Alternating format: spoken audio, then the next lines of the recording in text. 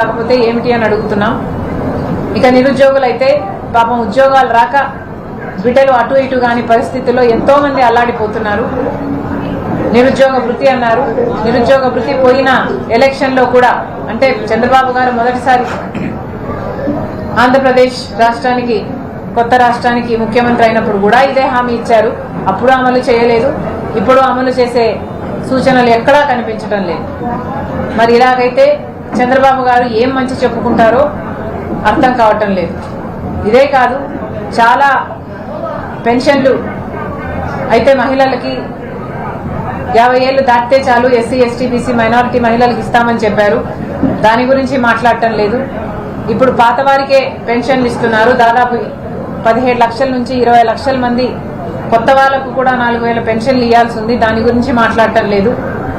ఇలా ఎన్నో చంద్రబాబు గారు ముఖ్యమంత్రిగా చెయ్యగలిగి చెయ్యనేటివి మరి ముఖ్యంగా రాజశేఖర రెడ్డి గారి ఆరోగ్యశ్రీ అయితేనేమి, ఫీజు రీయింబర్స్మెంట్ అయితేనేమి సూటిగా అడుగుతున్నాం. రాజశేఖర రెడ్డి గారి పథకాలు కాబట్టి చేయటం లేదా? ఆరోగ్యశ్రీ ఎంత మందికి మేలు చేసింది? దానికి ఎందుకు బకాయిలు పెడుతున్నారు? ఫీజు రీయింబర్స్మెంట్ 4,300 కోట్లు బకాయిలున్నాయని తెలిసినప్పటికీ, బిడ్డల సర్టిఫికెట్లు ఇరుక్కుపోయాయని తెలిసినప్పటికీ ఇంతవరకు మీరు క్లియర్ చేయకపోవడం చాలా బాధాకరం.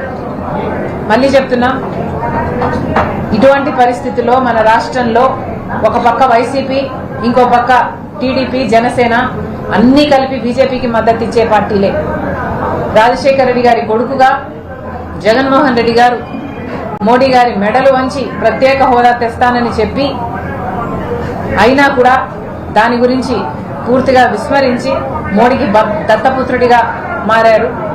ఏ బీజేపీకి అయితే రాజశేఖర రెడ్డి గారు వ్యతిరేకించారో అదే బీజేపీకి తొత్తులుగా మారారు, పొత్తులు పెట్టుకున్నారు. ఇంకో పక్క చంద్రబాబు గారు అయితే కూటమి కట్టారు. ఇలా ఒక్కరు కూడా బీజేపీకి ఎదురుగా నిలబడే సాహసం లేనివారు. ఈరోజు ఒక్క కాంగ్రెస్ పార్టీ మాత్రమే బీజేపీకి ఎదురుగా నిలబడి నిజాయితీగా ప్రశ్నించగలిగిన ఏకైక పార్టీగా ఉంది. కాబట్టి కాంగ్రెస్ పార్టీని బలోపేతం చేసుకోవాల్సిన అవసరం ఉంది. బీజేపీ మనకు విభజన హామీలలో ఏ ఒక్క హామీ నెరవేర్చినప్పటికీ ఉన్న పార్టీలన్నీ వైసీపీ, టీడీపీ, జనసేన అన్ని అదే బీజేపీ పార్టీకి గులాంగిరి చేస్తున్నాయి. ఇలాంటి పరిస్థితుల్లో మన రాష్ట్రానికి విభజన హామీలలో ఏ హామీ అయినా నెరవేరాలన్నా ఇప్పుడున్న పరిస్థితుల్లో బీజేపీ రాజధానికి ఇచ్చే డబ్బులన్నీ అప్పుల రూపంలో ఇస్తుంది. పోలవరం ప్రాజెక్టు కూడా 41 మీటర్లకే కుదుస్తుంది. విశాఖపట్నం స్టీలుకు సంబంధించి ప్రైవేటైజ్ చెయ్యబోము అని ఇంతవరకు చెప్పలేదు. ఇలా 1 కాదు 2 కాదు, బీజేపీతో ఒక్క మేలు జరగనప్పటికీ కూడా ఉన్న పార్టీలన్నీ, మన రాష్ట్రంలో ఉన్న పెద్ద పార్టీలన్నీ అదే బీజేపీ పార్టీకి మద్దతు ఇస్తున్నాయి. కాబట్టి ఈరోజు కాంగ్రెస్ పార్టీని బలపరచాల్సిన అవసరం ఉంది. కాంగ్రెస్ పార్టీ బలపడాలి. రాహుల్ గాంధీ ప్రధానమంత్రి అయితేనే మన రాష్ట్రానికి విభజన హామీలలో అన్ని హామీలు నెరవేర్తాయి. కాబట్టి కాంగ్రెస్ పార్టీని స్ట్రెంథెన్ చేసుకోవాల్సిన అవసరం ఉంది. ప్రతి జిల్లాలోనూ అదే పనిగా ఈ పర్యటనలో ప్రతి జిల్లాకు నేను వెళ్ళటం జరుగుతుంది.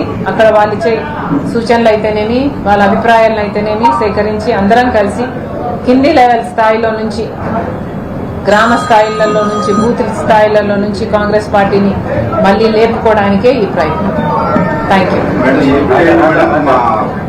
బస్సు డ్రైవర్ కనుక ఏదైనా యాక్సిడెంట్ చేస్తే లోపల ఉన్న ప్రయాణికుల మీద కూడా కేసు పెట్టారు.